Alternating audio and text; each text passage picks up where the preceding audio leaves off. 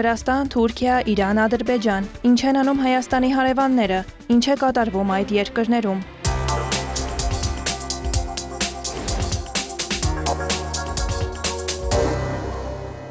Իրակլի Կոբախիձեն հայտարարել է, որ հոկտեմբերին Վրաստանի սահմանադրական դատարան հայց կներկայացվի ազգային շարժում միավորման մեջ մտնող բոլոր կուսակցությունները հակասահմանադրական ճանաչելու վերաբերյալ։ Վրաստանի վարչապետի խոսքով դա ժողովրդավարական գործընթաց է։ Խորհրդարանական մեծամասնության անդամ եւ ժամանակավոր քննիչ հանձնաժողովի նախագահ Թեյա Ծուլուկյանին հայտարարել է, որ վրացական երազանքը որոշել է քննիչ հանձնաժողովի եզրակացությունն օգտագործել որպես հիմք սահմանադրական դատարան դիմելու համար։ Նրա խոսքով ընթացակարգը նախաձեռնելու նպատակն է արգելել ազգային շարժման եւ նրա անդամների քաղաքական գործունեությունը։ Ազգային շարժում միավորման մաս են կազմում Վրաստանի նախկին նախագահ Միխեիլ Սաակաշվիլու հիմնադրած Միացյալ ազգային շարժումը եւ մի քանի այլ կուսակցություններ։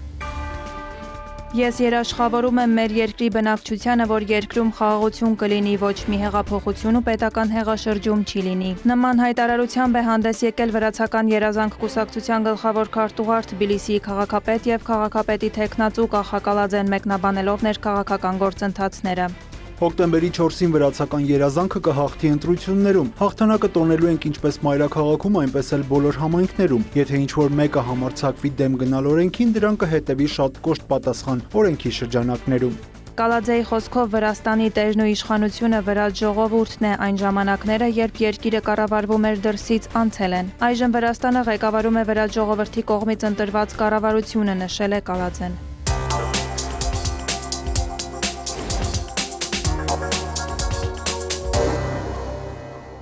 Գլոբալ համակարգը խորը ճգնաժամ է ապրում եւ հրատապ բարեփոխումների կարիք ունի։ ՄԱԿ-ը կորցրել է ինչպես հեղինակությունը, այնպես էլ իր առաքելությունն իրականացնելու ունակությունը, իսկ երկրորդ համաշխարհային պատերազմից հետո ստեղծված մեխանիզմները կաթվածահար են եղել։ Այդ մասին հայտարարել է Թուրքիայի նախագահ Ռեջեփ Էրդողանը Բոսֆորի համաժողովում։ Ուժեղանում է տերությունների մրցակցությունը, անորոշությունն ու անկայունությունն աճում են։ Մեր առջև նոր մարտահրավերներ են կլիման, ջուրը, առևտրային պատերազմները, էներգետիկան եւ պարենային շղթաները։ Ճգնաժամերը, որոնք չեն հաջողվում լուծել խաղաղությամբ, տեղափոխվում են հակամարտությունների գոտիներ եւ նոր ողբերգություններ ծնում։ Անդրադառնալով Գազայում տեղի ունեցող իրադարձություններին Էրդողանը նշել է, որ Բենյամին Նեթանյահուն եւ նրա գրասենյակը պետք է կանգնեն դատարանի առաջ։ Էրդողանի խոսքով Գազայում ավերածությունների համար Իսրայելը $100 միլիարդ պետք է վճարի։ Թուրքիայի նախագահը հավելել է, որ Անկարայի առևտրային եւ քաղաքական միջոցառումները պետք է օրինակ դառնան այլ երկրների համար, այլապես պատերազմը դուրս կգա տարածաշրջանի սահմաններից։ Էրդողանը նաեւ ընդգծել է, Թուրքիան չի կարող անտարբեր մնալ հարևան ժողովուրդների տառապանքներին։ Ռեջեփ Էրդողանը հեռախոսազրույց է ունեցել Մեծ Բրիտանիայի վարչապետ Քիր Սթարմերի հետ։ Կողմերը քննարկել են Թուրքիայի եւ Մեծ Բրիտանիայի երկկողմ հարաբերությունները, տարածաշրջանային եւ գլոբալ հարցեր։ Էրդողանը հայտարարել է, որ Միավորված ազգերի կազմակերպության գլխավոր ասամբլեան այս տարի օգտակար դեր է խաղացել Պաղեստինի խնդրի երկու պետության սկզբունքով կարգավորումն առաջ մղելու գործում։ Նա շնորհավորել է Մեծ Բրիտանիայի վարչապետին Պաղեստինը որպես պետություն ճանաչելու որոշման կապակցությամբ։ Էրդողանի խոսքով անհրաժեշտ է պահպանել Պաղեստինի աջակցության դինամիկան եւ միջոցներ ձեռնարկել Բենյամին Նեթանյահուի կառավարությանը կանգնեցնելու համար։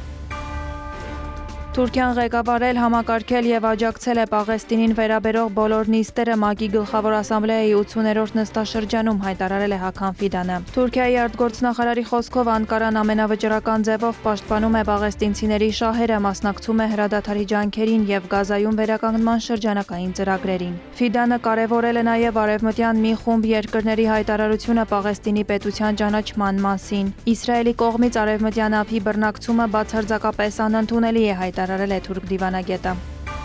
Թուրքիայի էներգետիկայի եւ բնական պաշարների նախարար Ալպարսլան Բայրակթարը հայտարարել է Իրաք-Թուրքիա խողովակաշարով նավթի մատակարարումների վերսկսման մասին։ Բայրակթարը նշել է, որ նավթամուղի աշխատանքը դադարեցվել է 2023 թվականի փետրվարի 6-ի երկրաշարժից հետո։ Ավելի ուշ Բոթաշ ընկերությունը այն հասցրել է շահագործման պատրաստ վիճակի։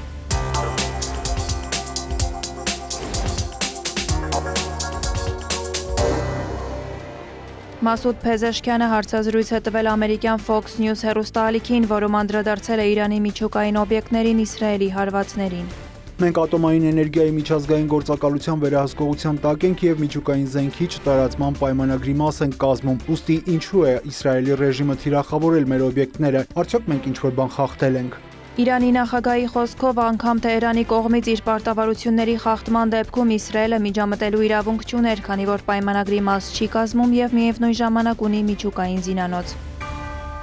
Իրանի արտգործնախարարը նամակ է հղել տարբեր երկրների իր պաշտոնակիցներին, շեշտելով, որ Իրանի դեմ ՄԱԿ-ի պատժամիջոցների վերականգնման մասին ԱՄՆ-ի եւ եվրոպական երկրների պնդումները լիովին անհիմն են, անօրինական եւ անվավեր։ Աբբաս Արաղչիի խոսքով այդ պնդումները հակասում են ՄԱԿ-ի բանաձևին, որով չեղարկվել էին Իրանի դեմ պատժամիջոցները։ ԱՄՆ պետքարտուղար Մարկո Ռուբիոն էլ հայտարարել է, որ Իրանի դեմ պատժամիջոցների վերականգնումը հստակ ազդակ է, աշխարհը չի համակերպվի սպառնալիքների հետ եւ Թեհրանը պատասխանատվության կենթարկվի։ Իրանի հետ միջուկային համաձայնագրի կնքումից 10 տարի անց սեպտեմբերի 28-ին Մեծ Բրիտանիան, Ֆրանսիան եւ Գերմանիան ակտիվացրել են պատժամիջոցների վերականգնման մեխանիզմը, Իրանին մեղադրելով միջուկային հարցի էսկալացիայի եւ համագործակցության պակասի համար։ Ավելի վաղ ՄԱԿ-ի անվտանգության խորհրդում տապալվել էր Չինաստանի եւ Ռուսաստանի առաջարկած բանաձևի ընդունումը, որով կհետաձգվեր Իրանի դեմ պատժամիջոցների վերականգնումը։ Փաստաթղթին աջակցություն էին հայտնել Ալժիրը, Չինաստանը, Պակիստանը եւ Ռուսաստանը։ Միացյալ Թագավորությունը, Դանիան, Ֆրանսիան, Հունաստանը եւ այլ երկրներ դեմ էին արտահայտվել։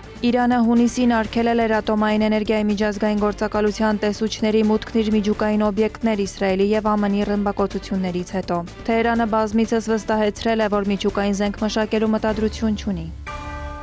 Եվրամիության խորհուրդը համաձայնության է եկել Իրանի դեմ մի շարք սահմանափակումներ կիրառելու շուրջ կապված միջուկային ծրագրի հետ։ Այդ միջոցները կասեցվել էին 2015 թվականին գործողությունների համատեղ համապարփակ ծրագրի ուժի մեջ մտնելուց հետո։ Պատժամիջոցները ներառում են ինչպես ՄԱԿ-ի անվտանգության խորհրդի կողմից 2026 թվականին ընդունված սահմանափակումները, այնպես էլ միայն Եվրամիության կողմից սահմանված այլ միջոցներ։ Դրանք ենթադրում են առանձին ֆիզիկական անձանց համար ճանապարհորդական արգելքներ, ֆիզիկական եւ իրավաբանական անձանց ակտիվների սառեցում եւ այլ միջոցներ, որոնք վերաբերում են առևտրային, ֆինանսական եւ տրանսպորտային ոլորտներին։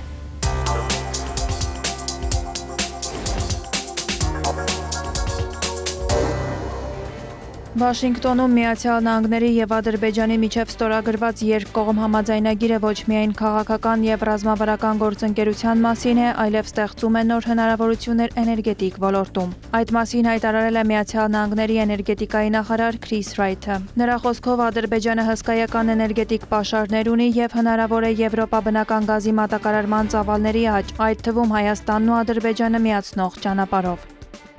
Դա շատ կարևոր է։ Ադրբեջանի էներգետիկ ռեսուրսների զարգացումը եւ դրանց հասանելիությունը համաշխարհային շուկաներին, մասնավորապես Եվրոպային եւ Արևմուտքին շրջանցելով Ռուսաստանը, լայն հեռանկարներ է բացում մեր երկրների միջև ապագա համագործակցության համար։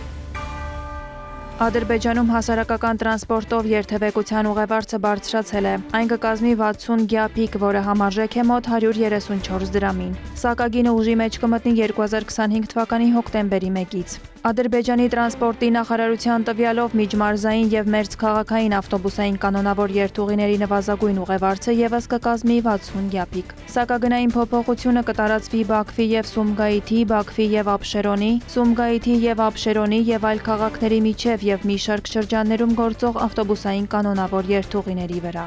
Բարթուի Արությունյան, հարևաններ։